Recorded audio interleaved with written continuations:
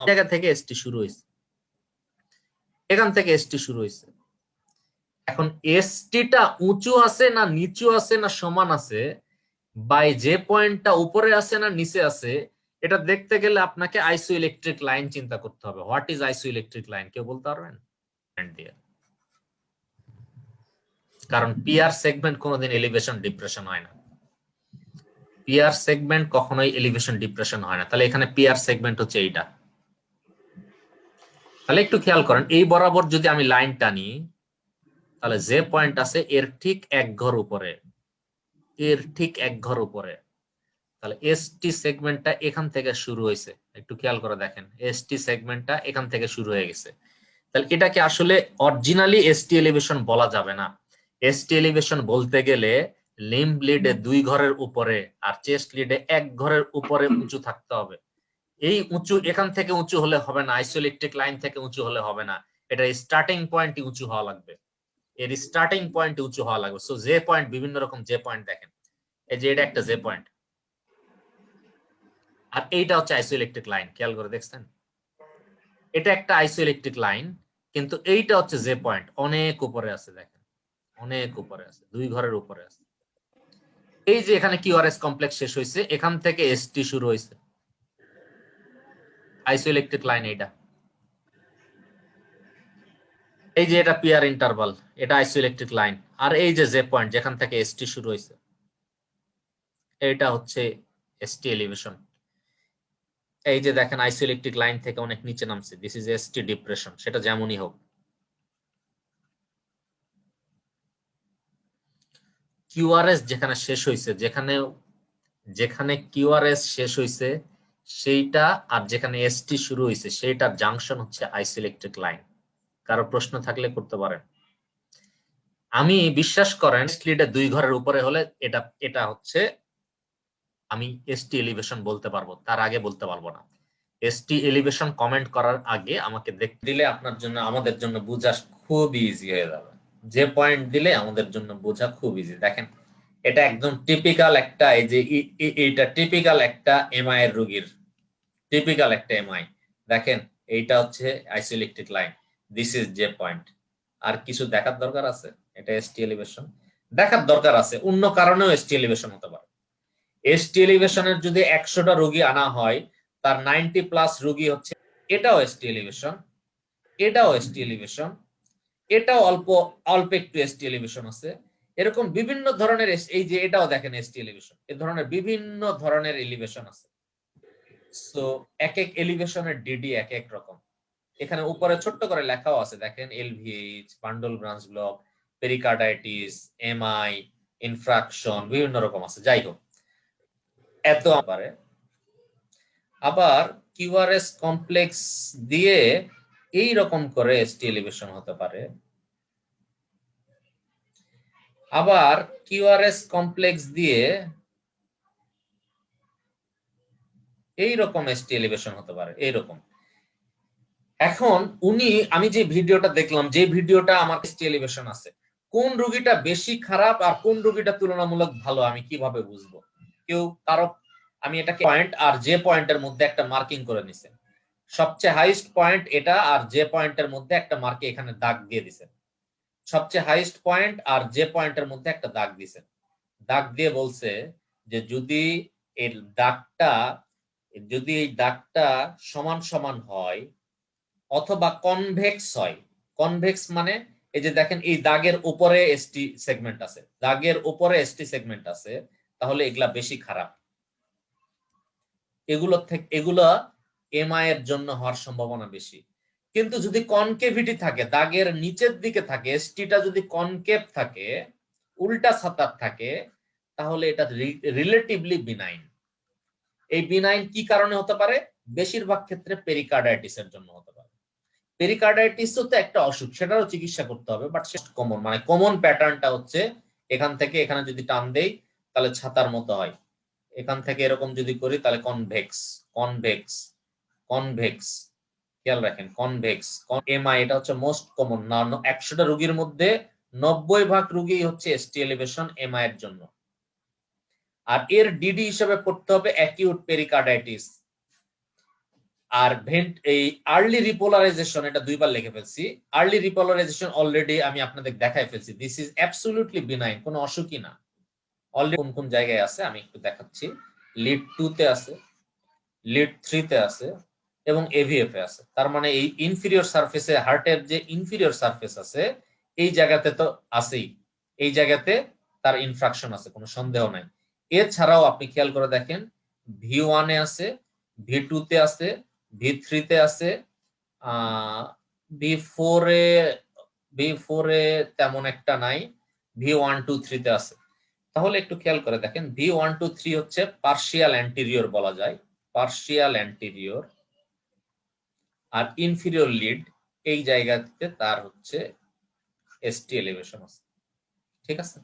এবং এটা সাধারণত কনভেক্সিটি আপওয়ার্ডস, সুতরাং এটা অবশ্যই ইসকেমিয়ার এমআই।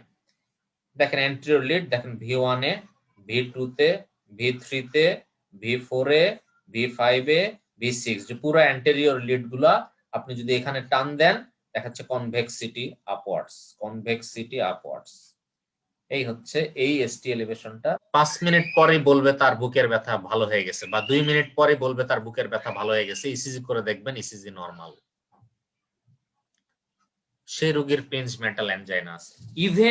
ইভেন আমাদের যে ischemic heart disease, ischemic heart ডিজিজের যে কোনো রোগীর আপনি যদি এনজিওগ্রাম করেন, ইসকেমিক হার্ট ডিজিজের যে কোনো রোগীর যদি এনজিওগ্রাম করেন, তার ভেসেল 3টা বড় বড় ভেসেল আছে, একটা রাইট করোনারি আর একটা রাইট লেফট করোনারির দুটো ব্রাঞ্চ, একটা সার্কামপ্লেক্স আর একটা ল্যাটারাল যে ব্রাঞ্চটা আছে সার্কামপ্লেক্স, আর একটা লেফট অ্যান্টেরিয়র ডিসেন্ডিং আর্টারি। এই মোটামুটি 3টা ব্লক ধরে আমরা, এই 3টার মধ্যে মিনিমাম একটাতে ব্লক আছেই। এমআই এর রোগীর যদি আপনি এনজিওগ্রাম করেন, তার অবশ্যই একটা বা 2টা ব্লক আছেই, একদম গ্যারান্টি, কোনো ইয়ে নাই। ভাইরাস প্রিন্স মেটাল এনজাইনার কোন রোগীর যদি আপনি এনজিওগ্রাম করেন, তাহলে তার এনজিওগ্রামও নরমাল আসবে। এই রোগীর এনজিওগ্রামও পয়েন্ট থেকে আপনি এই উঁচু জায়গা পর্যন্ত একটা লাইন টানবেন, এই কনকেভিটিটা নিচের দিকে থাকবে। যদি কনকেভিটি থাকে তাহলে পেরিকার্ডাইটিস। আর একটা বোঝার উপায় কি, পেরিকার্ডাইটিস সাধারণত কোনো সারফেস ফলো করবে না, সাধারণত কোনো সারফেস ফলো করবে না।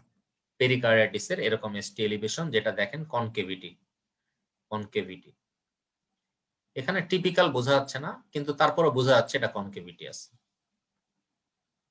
টিপিক্যাল বোঝা যাচ্ছে না, তারপরও মনে হচ্ছে কনকেভিটি আছে, ঠিক আছে। এই দূর হয়ে যাবে ইনশাআল্লাহ। ট্রোপোনিন যদি বাড়ে তাহলে এটা ischemic heart disease, ST elevation, তার ম্যানেজমেন্ট করবেন।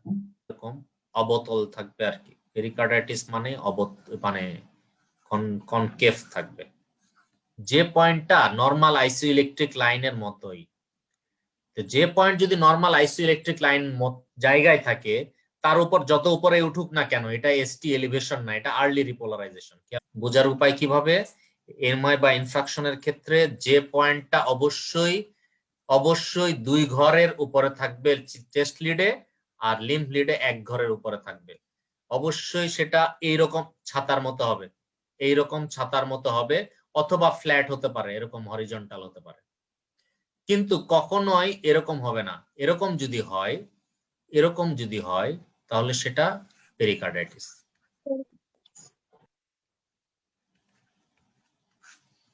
আর প্রিন্স মেটাল তো আমি আপনাদের পড়াইলাম। প্রিন্স মেটালের কোনো রোগী আপনি কখনোই পাবেন না, কারণ রোগীর বুকের ব্যথা ভালো হয়ে যাবে তার বাসায়, আপনার কাছে আসবে ভয়ের চোটে যে বুকে ব্যথা শুরু হয়েছিল।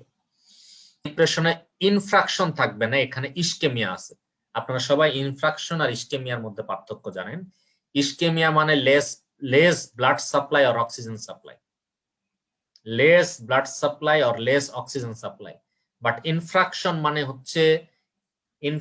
মানে হচ্ছে নেক্রোসিস হয়ে যাওয়া, সেটা নন ভায়াবল। আর এর সাথে আরেকটু মনে রাখেন, ভেন্ট্রিকুলার হাইপারট্রফি উইথ স্ট্রেন, আমি একটু আগে দেখাইছি না, টিটা এরকম হয়। এই টিটা এরকম অনেক সময় আপনার এসটি ডিপ্রেশনের মতো মনে হয়, এসটি ডিপ্রেশনের মতো মনে হয়।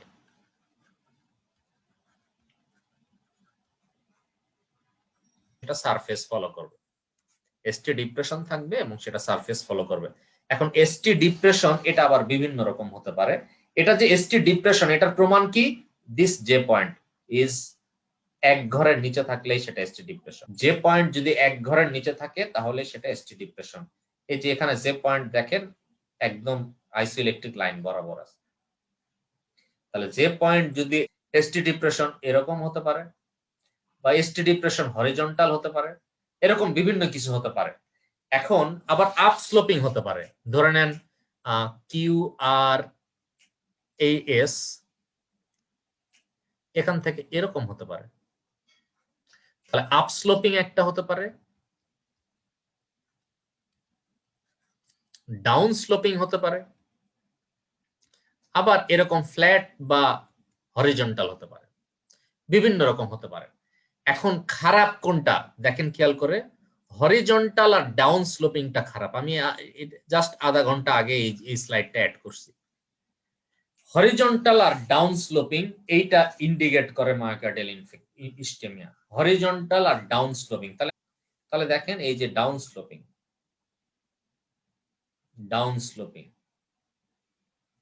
আর হরিজন্টাল, এই দুইটা ইসকেমিয়া ইয়ে করে। হরিজন্টাল আর ডাউন স্লোপিং এই দুইটা ইয়ে করে, কিন্তু আপ স্লোপিং যদি হতো, এরকম যদি হতো, তাহলে এটা এত খারাপ না। আপ স্লোপিং হলে এত খারাপ না, হরিজন্টাল আর ডাউন স্লোপিং এটা বেশি খারাপ। খেয়াল রাখেন, আপনি এখানে দেখেন যে পয়েন্ট ডিপ্রেশন হয়েছে, যে পয়েন্টটা নামছে, খেয়াল করে দেখেন এই রোগীর যে পয়েন্টটা নামছে, কিন্তু এটা তো আপ স্লোপিং। সুতরাং এটা আপনি এই রোগীর বুকে ব্যথা থাকবে না, এটা রিলেটিভলি ফিজিওলজিক্যাল।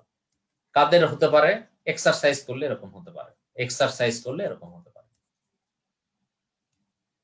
এটা ক্লিয়ার কাট বোঝা যাচ্ছে আপস্লোপিং রিলেটিভলি ফিজিওলজিক্যাল, এখানেও এক্সারসাইজ করলে এরকম হতে পারে। বাট হরিজন্টাল যদি থাকে অথবা যদি ডাউন স্লোপিং থাকে তাহলে দিস ইজ মায়োকার্ডিয়াল ইসকেমিয়া।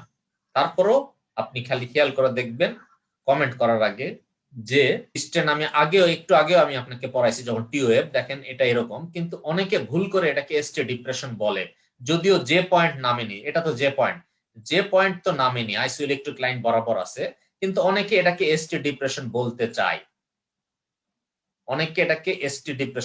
চায়, এই জন্য টি ইনভার্সনেও একই জিনিস পড়ালাম, আবার এসটি ডিপ্রেশনেও এই জিনিস পড়াচ্ছি। এটা মেইনলি হচ্ছে স্ট্রেন প্যাটার্ন, টিটা ভি আকৃতির, যে ভির প্রথম এক পাশটা একটু বেশি বড়, এক পাশটা ছোট, বারবার করে বলতেছি। এবং বাস্তব জীবনে এরকম আপনি ইসিজি অনেক পাবেন, লক্ষ লক্ষ কোটি কোটি এলভিএইচ স্ট্রেন থাকে। দেখেন আপনাকে আমি একটা কথা খেয়াল করে বলি, একটা হাইপারটেনশনের রোগী, হ্যাঁ, তার ইসিজি করে দেখলেন যে এলভিএইচ উইথ স্ট্রেন আছে, সে বলে যে আমি তার বুকে ব্যথা, সে কখনোই বুঝতে পারে না। আর একটা হাইপারটেনশনের রোগী ওষুধ খায়, এই রোগী ওষুধ খায়, এর এলভিএইচ স্ট্রেন নাই, দুইটার প্রগনোসিস কি এক? অবশ্যই না। এটা ভালো, এটা সম্পর্কে আপনি কি কমেন্ট করবেন? এটা সম্পর্কে আপনি কমেন্ট করবেন যে আপনার অবস্থা কিন্তু ভালো না, আপনি ওষুধটা নিয়মিত খান, ও এই যদি হার্ট বড় হয়ে যাচ্ছে, এই বড়টা কারণে আপনার কিন্তু যে কোনো সময় হার্ট অ্যাটাক হতে পারে। এই ধরনের একটা সচেতনতা তার দরকার। এই রোগী তো বোঝা যাচ্ছে যে হরিজন্টাল খারাপ, ডাউন স্লোপিং খারাপ। হরিজন্টাল সময় V2 এবং V3 লিডে এরকম একটা অ্যাটিপিক্যাল এসটি ডিপ্রেশন থাকে। আপনি একটু ভালো করে এটার একটু ইয়ে নিয়ে নেন, কি বলে যে ব্রেনের মধ্যে ছবিটা নিয়ে নেন, আমি পড়াবো আপনাদের পরে, একটু খেয়াল করে দেখেন। এইরকম এসটি এলিভেশন পড়াইছি না আপনাদের একটু আগে এরকম এসটি এলিভেশন পড়াইছি কিনা মনে পড়ে? এই এসটি দেখেন তো, এটা ঠিক মিরর ইমেজ না, এটা উল্টা হয়ে আছে, দেখেন তো খেয়াল করে। তো ক্যামেরাটা সামনে আছে বলে এসটি এলিভেশনটা এসটি ডিপ্রেসড দেখাচ্ছে। এটা যদি আপনি তার পিঠে লিড বসাইতেন তাহলে এসটি এলিভেশন দেখা যেত। এটা আমি পরের দিন পড়াবো আপনাদের। এটা বুঝবো V2 এবং V3 লিডে এসটি এলিভেশনের জাস্ট মিরর ইমেজ দেখাবে, এসটি ডিপ্রেশন দেখাচ্ছে। ডিজক্সিন খাওয়ার জন্য রোগী মারা যেতে পারে। সো ডিজক্সিন কারো বেশি হচ্ছে কিনা এটা দেখার উপায় হচ্ছে এরকম এসটি ডিপ্রেশন হয় এবং থাম্বের মতো হয়। হ্যাঁ, এখানে একটা থাম্ব বসালে, বুড়া আঙ্গুলটা বসালে যেরকম হবে সেই রকম হয়। রিভার্স চিক সাইন বা টিক সাইন বলে, এগুলা সেটাও হতে পারে। এরকম অসংখ্য সাইড এফেক্ট আছে, এটা নিয়ে